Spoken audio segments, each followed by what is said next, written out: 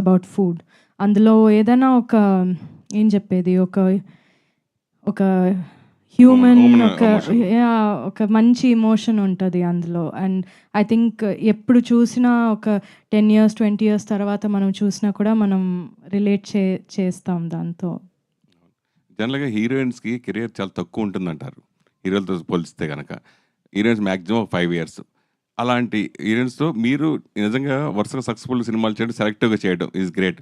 But ఎందుకు అంత చూజీగా అంత సెలెక్టివ్గా చేయకపోవడం కారణాలు ఏంటి? మెయిన్ రీజన్ ఏంటి అనుకుంటున్నారు అసలు?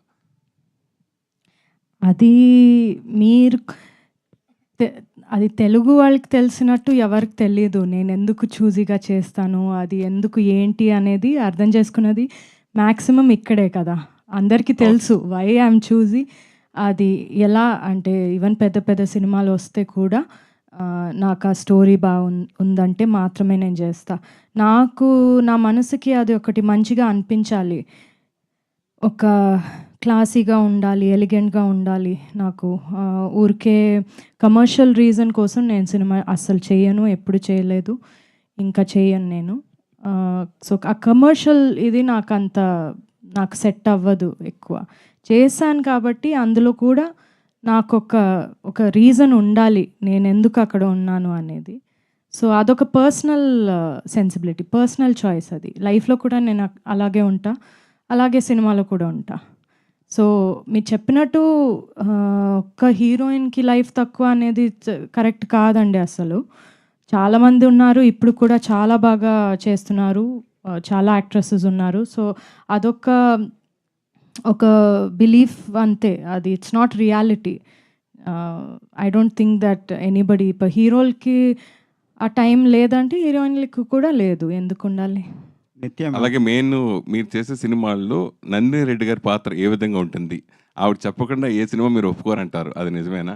ఆవిడ అంటే స్టోరీ అంటే మామూలు ఆవిడతో డిస్కస్ చేస్తారు ఏ సినిమా చేసే ముందు? అసలు ఎవరితో నేను డిస్కస్ చేయను, అసలు ఎవరితో చేయను. ఓకే నిత్య మ్యామ్ హియర్. మ్యామ్, ఈ సినిమా తర్వాత తమిళ మీడియాలో మీ పెళ్లి గురించి హాట్ టాపిక్ అయింది.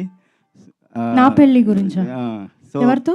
అంటే డిస్కషన్స్ చాలా ఎక్కువ అయ్యాయి. అవునా?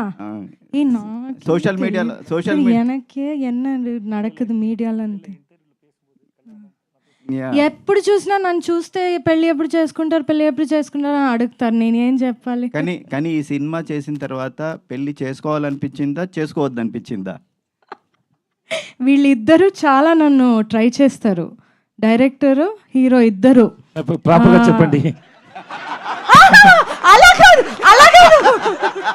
అలా కాదు లేదు, నువ్వు పెళ్లి చేసుకోవడం చాలా మంచిది అని